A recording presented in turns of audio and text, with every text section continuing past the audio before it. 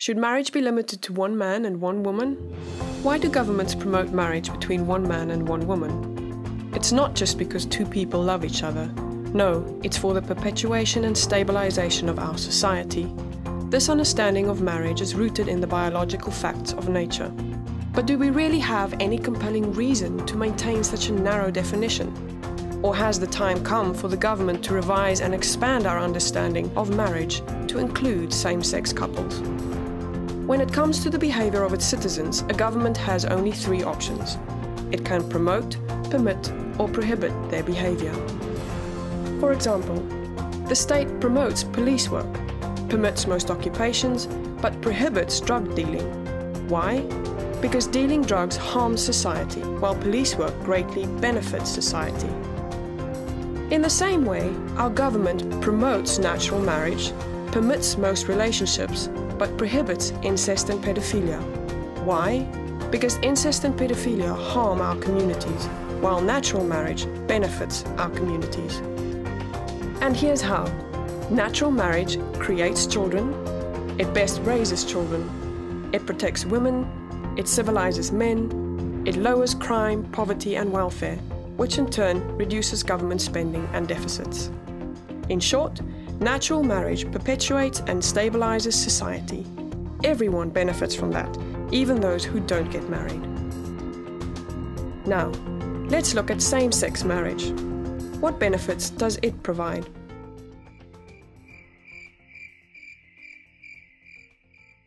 Same-sex marriage offers no benefit for society as a whole. In fact, it hurts us. Promoting same-sex marriage changes the very purpose of the civil institution of marriage. Natural marriage centers on bringing up the next generation, on raising children to become good citizens. Same-sex marriage merely validates sex partners. We know, statistically, that natural marriage creates the best possible family for children. If we alter the primary purpose of marriage, the losers will be the children. Doesn't every child deserve a mom and dad? But what about natural marriages that don't create children? They are the exception, not the rule. The only relationships that do create children are between a man and a woman. Wherever same-sex marriage is promoted, schools subject your kids to mandatory homosexual curricula.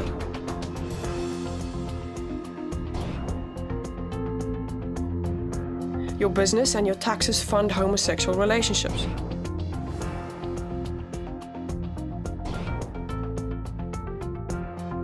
Your freedom of speech is gagged.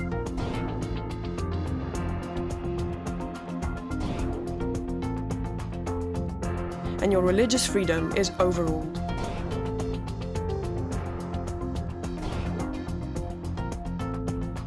The government has no compelling interest in legally promoting same-sex marriage. None. But we have every reason to continue to promote natural marriage. But what about equality? The law already treats everyone equally. Every citizen can marry someone of the opposite sex. But is it fair to promote natural marriage but not promote same-sex marriage? Yes, the law treats all people the same, but it doesn't treat all behaviors the same.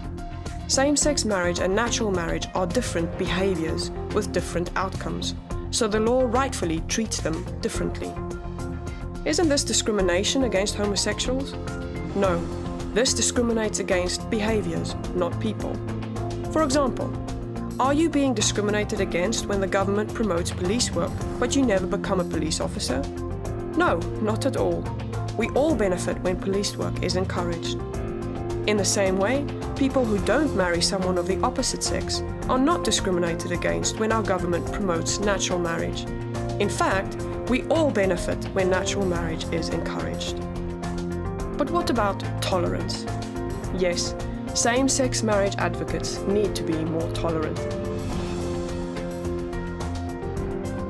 Homosexual relationships are already tolerated in the US. They can already commit themselves to each other until death do them part, without government endorsement. But only the union of one man and one woman should be promoted, because it alone is the foundation of a civilized society. That's not bigotry, that's biology.